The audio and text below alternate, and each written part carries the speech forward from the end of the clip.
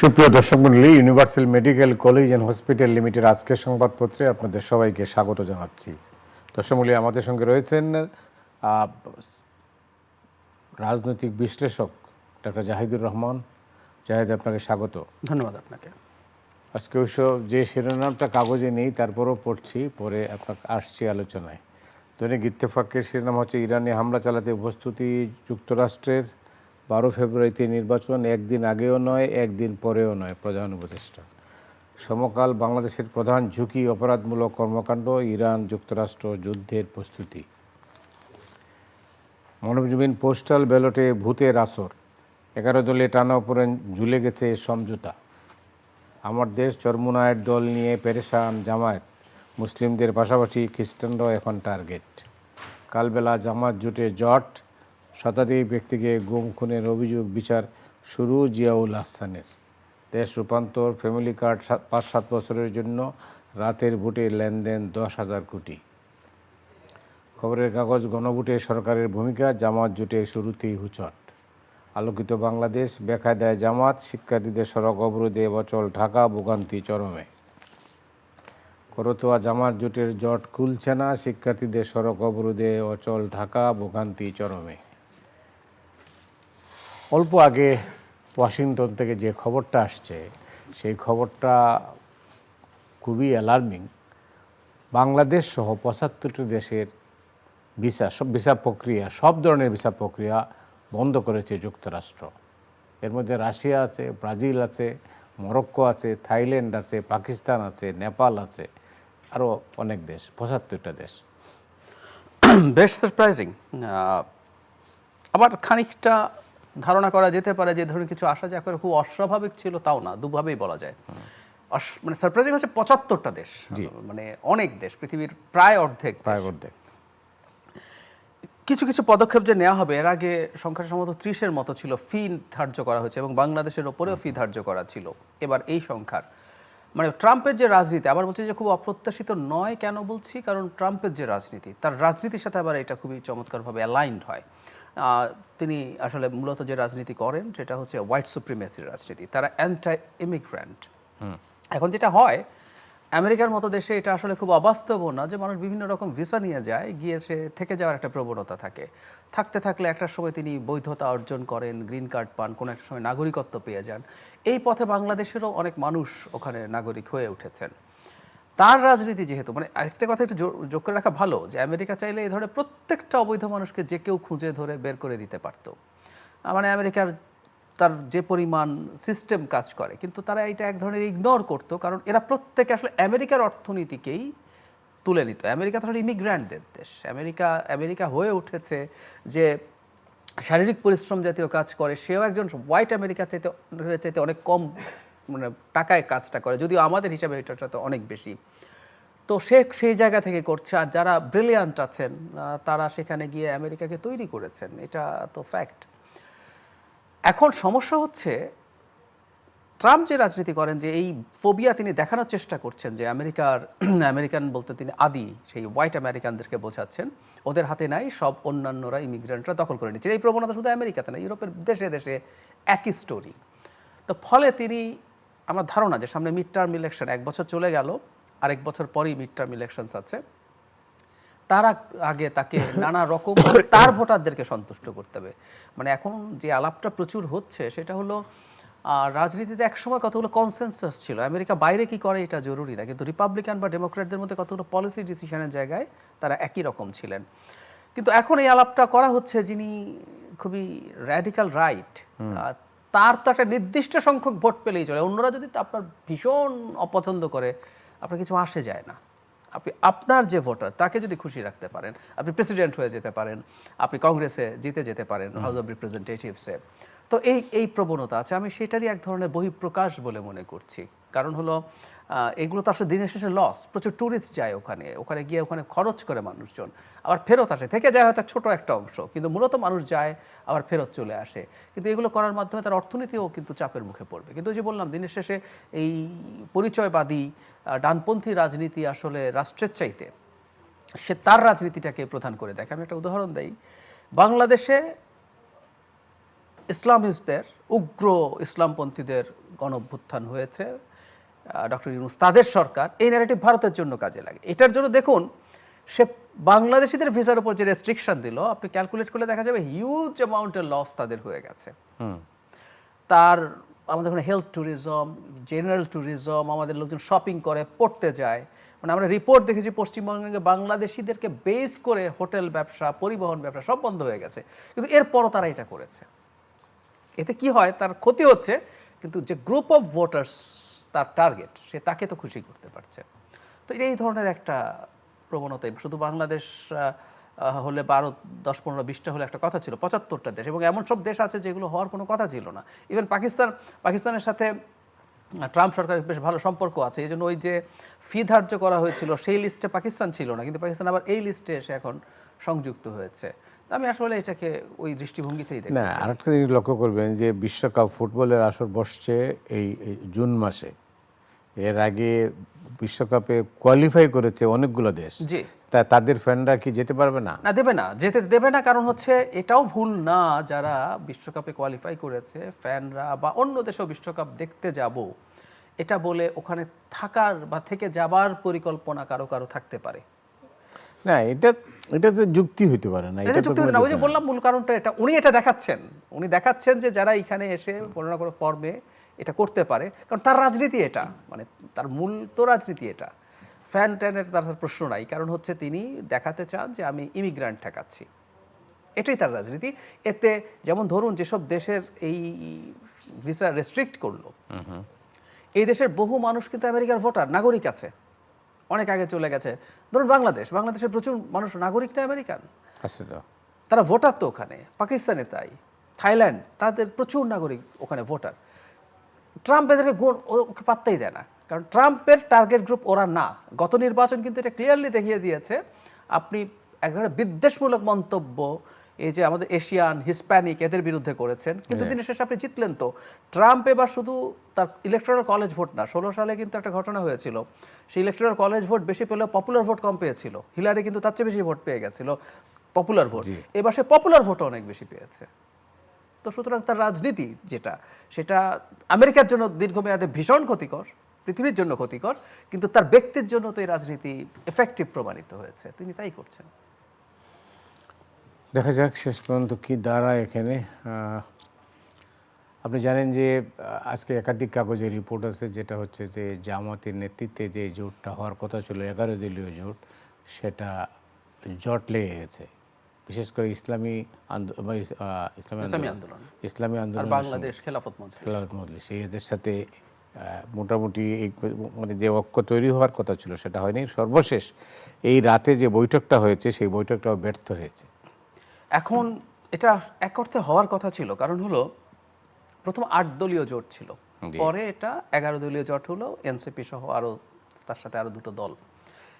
8 দলীয় জোটে একটা দল সম্ভবত ইসলামী না, বাকি সবগুলো দল ইসলাম, নামের সাথে ইসলাম আছে কোনো না কোনো, ইসলামী আন্দোলন, তারপরে আপনার বাংলাদেশ খেলাফত মজলিস, সব খেলাফত ইসলামের সাথে, জামায়াত ইসলামী তো আছেই। এদের মূল সমস্যাটার কথা বলতে পারি, এটা আসলে একেবারেই একটা স্বার্থের নির্বাচনী জোট ছিল, যদিও তারা এটাকে এক ধরনের আদর্শবাদী বা ইডিওলজিক্যাল জোট হিসেবে দেখাতে চেয়েছিলেন। আমরা ইসলামী আন্দোলনের একটা ক্যাম্পেইন দেখেছি যে সব ইসলামী ভোট এক বাক্সে, মানে তারা দেখাতে চেয়েছেন আমরা ইসলামী বলে একসাথে হয়েছি। এই কথাটা আমি অ্যাগ্রি করি না, এটা নেহায়েত ভোট পাওয়ার একটা ইচ্ছে। কারণটা বলি, ইসলামী আন্দোলনের নায়েবে আমিরের একটা উক্তি আছে, এটা পাওয়া যায়, এটা উনি ওন করেন এখনো। তিনি বলেছেন কোনো দেশ যদি কমিউনিস্টদের হাতে চলে যায় তখনও ইসলামকে পুনরুদ্ধার করা যাবে, কিন্তু যদি জামায়াতের হাতে দেশ যায় ইসলামকে পুনরুদ্ধার করার কোনো সুযোগ থাকবে না। তার মানে জামাত ইসলামের শত্রু তাদের ভাষায়। তো সুতরাং আপনি ইডিওলজিক্যালি জামাতের সাথে তো জোট হতে পারে না, নামের সাথে ইসলাম থাকতে পারে। তো জামাত তার ফর্মের যে ইসলাম, যে ইসলামী রাজনীতি করে, এটা নিয়ে অনেকের, হেফাজতের আমির হাবিবুল্লাহ বাবুনগরীর অত্যন্ত টাফ মন্তব্য আছে যে আপনি যদি তাদের কাছে যান আপনি কাফের হয়ে যেতে পারেন। তো তাহলে তারা যে সব ইসলামী ভোট একই বাক্সে আনবেন বলছেন, এর মধ্যে মিথ্যা আছে, ভুল আছে। কারণ জামাতকে উনি ইসলামের শত্রু মনে করছেন, মানে উনি ইসলামপন্থী না। যেমন ধরুন বিএনপিকে ইসলামের শত্রু কেউ বলছে না। বিএনপি ইসলামী দল না, মধ্যপন্থী দল, কিন্তু বিএনপি ইসলামী শত্রু এটা বলা হচ্ছে না, কিন্তু ওনারা জামাতকে তা বলছেন। তার মানে আমি যেটা বলতে চাইছি, ইডিওলজিক্যাল যে অবস্থান তারা দেখাচ্ছিলেন এটা ঠিক না। আসলে এটা নেহায়েত একটা নির্বাচনী জোট, মানুষকে বলার চেষ্টা করছেন দেখো আমরা সব ইসলামী দল একসাথে হয়েছে, আমাদেরকে ভোট দাও। তাতে প্রত্যেকের যে ভোট আছে একত্র হলে যে সিনার্জিজম বলে, 2 and 2 makes 5 সামটাইম, 4 না হয় 5 হয়ে যায়। তো ওনারা ভাবছেন আমাদের টোটাল পার্সেন্টেজ যত আছে আমরা সব ইসলামী দল একত্র হয়েছি মোটা দাগে, যদিও বিএনপির সাথে একটা গুরুত্বপূর্ণ ইসলামী দল জোটে গেছে, আমরা একত্র হয়েছি, তাই তারা ভাবছিলেন যেটা একটা বড় যোগ করলে যে পার্সেন্টেজ হবে তার চেয়ে বেশি ভোট তারা পাবেন। কিন্তু যে বললাম এই দিনের শেষে এটা তো আসলে স্বার্থের একটা জোট। এখন যেটা হলো তাদের সিটের যে আন্ডারস্ট্যান্ডিং সেটা নিয়ে সমস্যা বেঁধেছে, সমস্যা বাধারই কথা। এবং ওই যে ইডিওলজিক্যাল আপনি ছাড় দিতে পারতেন অনেক, কিন্তু এটা তো একেবারে ক্রুড স্বার্থের হিসাব, সেই জায়গায় তাদের আন্ডারস্ট্যান্ডিং হয় নাই এবং সেটা এখন প্রায় ভেঙে যাওয়ার পরিস্থিতি। এবং আপনি যেটা বলেন যে রাতে বৈঠকটা সফল হয়নি, বা এর আগেও আমরা পত্রিকায় দেখেছি যে ইসলামী আন্দোলনের পক্ষ থেকে এক ধরনের ইঙ্গিত দেওয়া হচ্ছে যে তারা আলাদা কোনো একটা জোটের কথা ভাবছেন। এটা জামাতের যে পরিকল্পনা ছিল বিএনপি অ্যান্ড আদার্স যত সম্ভব, এবং এনসিপিকে নিয়ে আবার যে সব ইসলামী দল না তার বাইরে আমার সাথে মধ্যপন্থী দল আছে, যে সবাইকে একত্র যে করা ছিল, এটা একটা ধাক্কা খেলো তো বটেই। অনেক ধন্যবাদ। আপনি জানেন যে আমাদের বিশেষ করে বিএনপির তরফে নির্বাচন কমিশনে অভিযোগ করা হয়েছে যে একটি দল এনআইডি এবং কিতে তার অনেকে বিকাশ নাম্বার সংগ্রহ করছে গ্রামে গ্রামে শহরে শহরে। তো এই পরিস্থিতিতে তারা এটা কি নির্বাচনের আচরণবিধি লঙ্ঘন? অবশ্যই তাই। মানে কেউ কারো জাতীয় পরিচয়পত্র নিতে পারে না, এটা একদম একটা পার্সোনাল জিনিস। আর বিকাশ নাম্বার নেয়া মানে বাংলাদেশের নির্বাচনে টাকার লেনদেন হওয়া খুব স্বাভাবিক ছিল। এটা একটা বড় বিপদের জায়গা হলো আগে নির্বাচনের খুব আগে এই প্রবণতা ছিল, কিন্তু যেটা হয় আপনি অনেক ক্যাশ যখন একসাথে নিয়ে যান আপনার ধরা পড়ার সুযোগ থাকে। আমরা যদি ধারণা করি যে সময় আইনশৃঙ্খলা রক্ষাকারী বাহিনী যদি প্রচুর সতর্ক থাকে তখন তারা এই যে টাকা সহ কিন্তু মানুষকে ধরে ফেলার একটা স্কোপ থাকে। এখন এই যে আপনার নাম্বারটা যেটা মোবাইল ব্যাংকিং সিস্টেম, বিভিন্ন নেটওয়ার্ক আছে, বিভিন্ন কোম্পানি আছে, তার নাম্বার যদি নিয়ে যান আপনি আসলে এটা ট্রেস করতে পারবেন না। এটা অত্যন্ত ভয়ঙ্কর ব্যাপার। আমি খুব অবাক হই যে নির্বাচন কমিশনকে অভিযোগ করতে হবে কেন। নির্বাচন কমিশন এই ব্যাপারগুলো তার মাথা থেকে আরও আগেই আসার কথা ছিল। এখন এই অভিযোগের পর উচিত হবে খুব দ্রুত ভেরিফাই করা। বিভিন্ন জায়গায় তাদের নির্বাচনী কর্মকর্তা আছে, কিন্তু জেলা নির্বাচনী, উপজেলা নির্বাচনী কর্মকর্তা আছে, তারা প্রয়োজনে প্রশাসন এবং পুলিশের সাহায্য নিয়ে এই তথ্য খুঁজে বের করা দরকার হবে। আমি প্রায় একটা কথা বলি, সেটা হচ্ছে অপরাধ আসলে ঠেকাতে হয় কীভাবে, এটা ইনফ্যাক্ট এমনি কমনলি বলা হয়, সেটা হচ্ছে আপনি কিছু পদক্ষেপ নেওয়ার মাধ্যমে। ডেটারেন্ট উন্নত বিশ্বতে অপরাধ প্রবণতা কম, কারণ সেখানে একটা অপরাধ যখন হয় সেটার ভিজিবল পদক্ষেপ হয়, জানা যায় যে বিচার হবে। সো কেউ একজন অপরাধ করতে সে দ্বিধায় থাকে, ভয়ে থাকে। এই ঘটনা যারা ঘটিয়েছে, কারা ঘটিয়েছে, কিছু মানুষকে না এইটার দায়ে আসলে শাস্তির আওতায় নিয়ে আসা দরকার হবে। আমরা এটা হওয়ার সম্ভাবনা, নির্বাচন কমিশনের তো কোনো ভূমিকা কি আছে এখানে? একদমই দেখছি না তো। আমি এটাই বললাম যে বিএনপিকে অভিযোগ করতে দিতে হচ্ছে কেন? তাদের যে নির্বাচনী কর্মকর্তারা আছেন কোথায় কি আছে? আর এই একটা মাস তাদেরকে মানে একেবারে চরমতম সতর্ক অবস্থান নেওয়ার কথা ছিল। বাংলাদেশের এই নির্বাচনটা যদি মোটামুটি অ্যাকসেপ্টেবল, মানে ডক্টর ইউনূস যা বলেন এগুলো তো উনি সবসময় বিরাট মোটিভেশনাল স্পিকারের মতো কথা বলেন, শ্রেষ্ঠতম নির্বাচন না, এটা হচ্ছে না, ঐতিহাসিক বলেন। ওনার মতো ওনার এই সরকার এত বেশি অথর্বতা, অদক্ষতা দেখিয়েছে, হবে না। কিন্তু মোটামুটি গ্রহণযোগ্য একটা নির্বাচনও যদি এবার না হয়, বাংলাদেশের কিন্তু খুব বড় বিপদ আছে। মানে আমাদের একেবারে জাহিদ, আপনি নিশ্চয়ই জানেন যে নির্বাচন কমিশন কিভাবে ব্যর্থ হয়েছে। দেখেন কিভাবে আপনার যে ব্যালট, যেটা বিশেষ করে ওই পোস্টাল ব্যালটে জালিয়াতির অভিযোগ উঠেছে, এবং বাহরাইনের ওখানে মানে একটা বাড়িতে অনেকগুলো ব্যালট পাওয়া গেছে। যে যুক্তি তারা দেখিয়েছেন সেই যুক্তি কতটা যুক্তিগ্রাহ্য? ওনারা বলছেন যে এখানে একই ঠিকানায় গেছে, অনেক প্রাপক ছিলেন না, তাই অন্যদের কাছে দিয়ে চলে গেছে, এরকম কথাবার্তা। মানে পোস্টম্যান ব্যালট পেপার, আসলে ব্যালট পেপারের মতো জিনিস অন্য কারো হাতে দিয়ে আসবে, এটাও হওয়া উচিত না।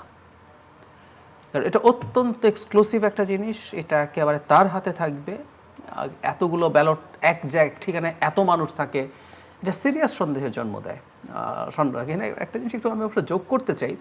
আমি তো নির্বাচন ব্যবস্থা সংস্কার কমিশনে কাজ করেছি। আমরা খুব চেয়েছিলাম প্রবাসীদের, এই যে এখন এই জটিলতাগুলো দেখে আমার নিজেরও এখন কনফিউজড হয়ে গেছে। আমি খুব স্ট্রংলি এটার পক্ষে ছিলাম, কারণ হলো বিশেষ করে মধ্যপ্রাচ্যে যারা আছেন, অন্যান্য জায়গায়ও আছেন, তারপরে ইউরোপ আমেরিকার দিকে তুলনামূলকভাবে সচ্ছল মানুষ একটু বেশি যান, কিন্তু মধ্যপ্রাচ্যে একেবারে মানে আমাদের অসচ্ছল পরিবারের মানুষ, তারা তাদের জীবন দিয়ে মানে এই দেশগুলো এরকম যেখানে আপনি চাইলে স্থায়ীও হয়ে যেতে পারেন না। ইউরোপ আমেরিকার মানুষও বাংলাদেশকে প্রচুর রেমিটেন্স পাঠায়, কিন্তু তাদের অবস্থা ভালো, অনেকে ওখানে স্থায়ী হয়ে যান, কিন্তু এই মানুষগুলো তাদের পুরো যৌবনটা, তাদের কর্মক্ষম সময়টা পুরো ওখানে শেষ করে ফেলেন। সো আমরা চেয়েছিলাম যে এই মানুষগুলোকে তাদের এই অধিকারটা যতটা সম্ভব নিশ্চিত করা যায়, কিন্তু এটি বাংলাদেশ এবং ব্যালটে আবার একটা বিশেষ দলের মার্কা সামনে দেওয়া হয়েছে, এটার কোনোভাবে আমি মেলাতে পারিনি। হ্যাঁ, তাই আপনি ইংরেজি অ্যালফাবেটিকলি হোক, বাংলা অ্যালফাবেটিকলি হোক, কোনোভাবেই মেলে না, কোনোভাবেই। অথচ একজন নির্বাচন কমিশনার এটার দায়িত্বে আছেন, তো ওনার দায়িত্বটা কি পালন করলেন? মানে আমি খুব অবাক হচ্ছি এই জিনিসগুলো নিয়ে না, আসলে খুব টাফ অবস্থান দেশের অন্যান্য রাজনৈতিক দলের নেওয়া উচিত এবং চ্যালেঞ্জ করা দরকার। মানে আমি কোনোভাবে মেলাতে পারিনি দাঁড়িপাল্লা আর ধানের শীষের এত গ্যাপ কেমন, এবং বাংলায়ও খেলা করেন দয়ের পরই ধ, মানে যদি বাংলাও নেন আপনি, না হয় না তো, হয় না। তাহলে আমরা নির্বাচন কি দেখতে পাচ্ছি? আমি মানে এই যে এক ধরনের প্রবণতা আছে যে তাদের পক্ষে যাচ্ছে, এই প্রবণতা তো আছে আসলে, আমি এটাকে অস্বীকার করতে পারি না। মানে ব্যাপার হয়েছে কি, ওই যে যদি আপনি মেলানো কলাম ধরে মেলাচ্ছেন, কলাম ধরে মেলানোর কারণে যদি দয়ের পর এই যে ধ আসছে, সেটা কলামের কারণে পেছনে পড়েছে, এটা কিন্তু রোতে হতে পারতো। আপনি অনেক ট্রিক করতে পারেন, যদি আপনি রোতে করতেন তাহলে হয়তো এই পাশাপাশি একই রোতে পড়ে যেত। তো এর মধ্যে অনেক ট্রিক করা হয়েছে, কিন্তু দুর্ভাগ্য হচ্ছে কোনো একটা নির্বাচন কমিশন আজ পর্যন্ত মানে ঘুরে দাঁড়াতে পারলো না। অথচ এই নির্বাচন কমিশনটা আমরা গণঅভ্যুত্থান পরবর্তী সময়ে একটা নির্বাচন কমিশন অন্তত এরকম কিছু গাটস দেখাবে, আমরা সেটাই তো আমাদের বিশ্বাস ছিল এবং এটা রেফারেন্স পয়েন্ট। আমি প্রায় বলি যে আমরা ভবিষ্যতেও রেফারেন্স পয়েন্ট দেখাতাম যে এই দেখো এই নির্বাচন কমিশনটা এরকম করেছে, এটা খুবই দুর্বল। কবে যেন দেখলাম একজন নির্বাচন কমিশন বলছেন পুলিশকে উনি অনুরোধ করবেন কিছু একটা বিষয়ে, মানে এই হচ্ছে তফসিলের পরে নির্বাচন কমিশন পুলিশকে অনুরোধ করার কথা বলছেন, এগুলো তো অদ্ভুত।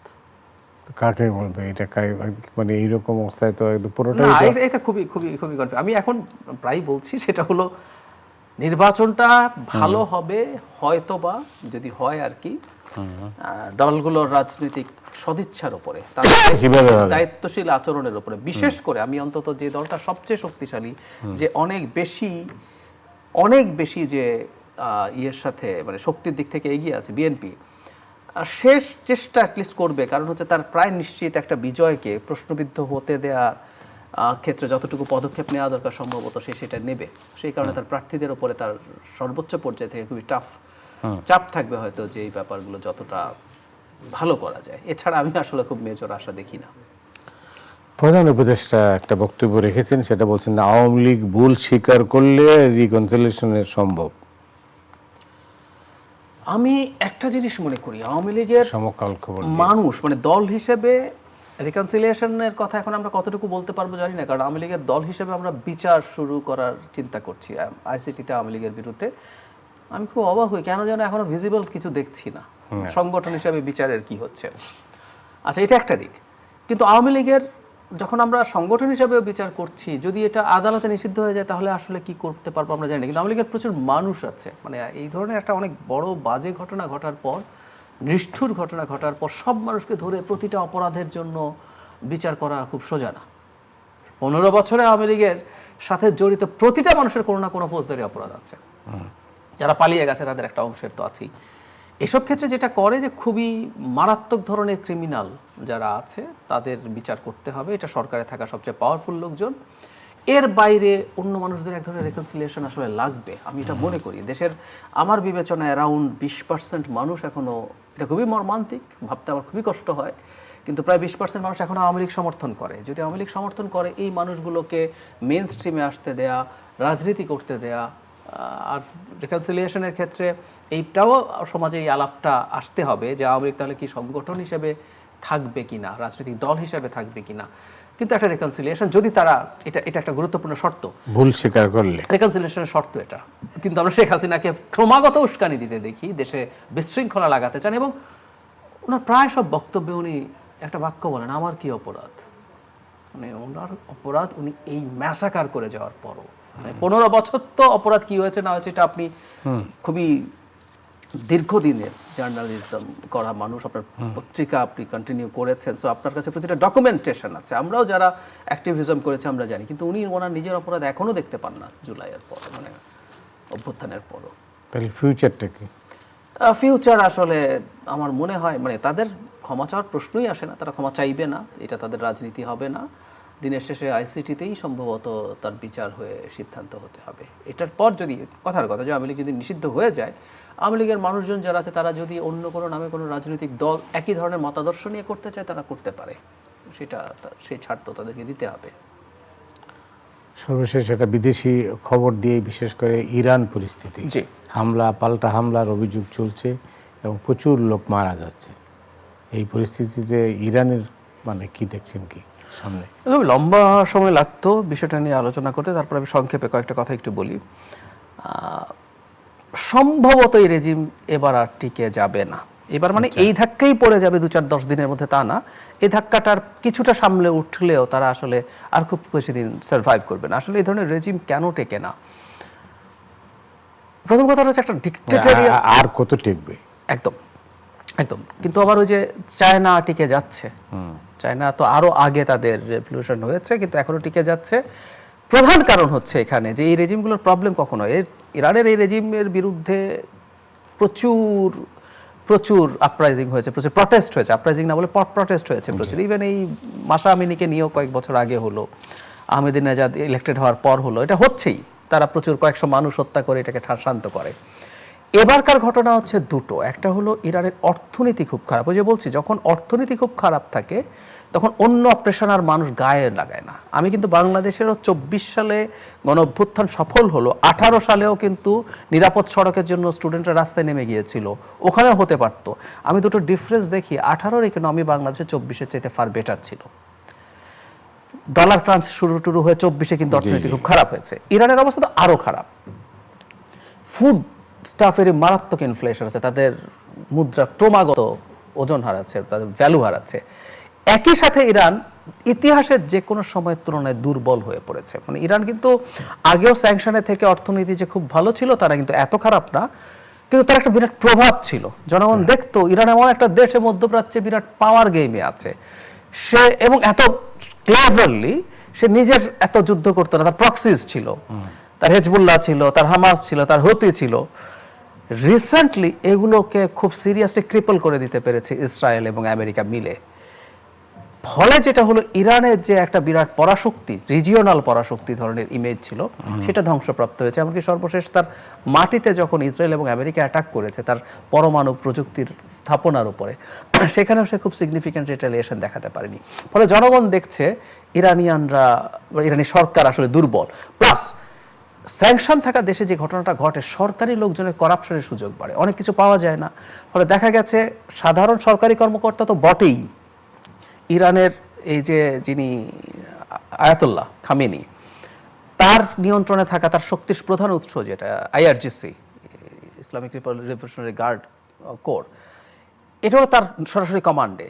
আইআরজিসিও মারাত্মকভাবে করাপশনে জড়িত হয়ে গেছে। তারা বিরাট দুর্দান্ত শান শওকতের জীবনযাপন করে, এমনকি তাদের ওই নেপালে যেমন হলো নেপোকিটসদের মতো, তাদের অনেকের বাচ্চা কাচ্চার বিলাসী জীবন সোশ্যাল মিডিয়াতে দেখা যায়। তারা এইসব করে বেড়াচ্ছে, আর মানুষের এই চরম সংকট, মানুষ খেতে পারছে না ঠিক মতো। এই সব কিছু একত্র হলো, আগে মানুষ খেয়ে পরে মোটামুটি ছিল, তাই সে জীবন বাজি করে নামে নাই। এবার সেই জায়গাটা নাই, এ নেমে গেছে। এবং সংখ্যাটা তো মানে দুদিন আগেই সরকারি রেফারেন্সে বলা হচ্ছে 2000, এটা নাকি 20,000ও হতে পারে। 12 থেকে 20,000-এর মধ্যে মানুষকে হত্যা করেছে এবং মানুষ তারপরে সরছে না। ফলে আমি মনে করি যেহেতু ইরানের আসলে তার ইকোনমি আর নতুন করে সার্ভাইভ করানোর খুব বেশি স্কোপ হবে না। প্লাস আমেরিকা যদি কিছু জায়গায়, বিশেষ করে আইআরজিসি স্থাপনায় যদি হামলা করে, সে প্রবণতা আছে। কারণ হলো আমরা দেখেছি আমেরিকার মিডল ইস্টে বিভিন্ন বেস থেকে সোলজার সরাচ্ছে, কারণ ইরান বলেছে তারা এগুলো টার্গেট করে করবেও। এটাও একটা ইন্ডিকেশন যে আমেরিকা অ্যাটাক করতে যাচ্ছে। ইরান যদিও আমেরিকার সাথে নেগোসিয়েশনের কথা বলে, আমি ধারণা করি এই রেজিমকে ফেলে দেওয়ার জন্য আমেরিকা তার জায়গা থেকে সর্বোচ্চ চেষ্টা করে, অলরেডি সে ব্রিঙ্কে চলে এসছে। এখন যদি একটা গ্যাপ হয়, সে তাকে আবার নতুন করে গুছিয়ে নেওয়ার সুযোগ পাবে। এবং আমরা বিশেষ করে জানি ইরান রাশিয়া এবং চায়নার খুব গুরুত্বপূর্ণ অ্যালাই। তো এগুলো হবে। তো সরাসরি হামলা না হলেও নানান ফর্মে অলরেডি ইরানের কাছ সাথে যারা ব্যবসা করে তাদের উপরে ট্যারিফ আরও 25% বসানো হয়েছে। সো নন কাইনেটিক বলে, মানে যুদ্ধ ছাড়াও আরও সব পদক্ষেপ নেবে এবং আমেরিকা তার সর্বোচ্চ প্রেশার দেবে এই রেজিমের পতন ঘটানোর জন্য। জাহেদ, অনেক ধন্যবাদ আপনাকে। দর্শক মণ্ডলী, আজ রাতের মতো এখানে বিদায় নিচ্ছি। আগামীকাল আবার দেখা হবে। শুভরাত্রি।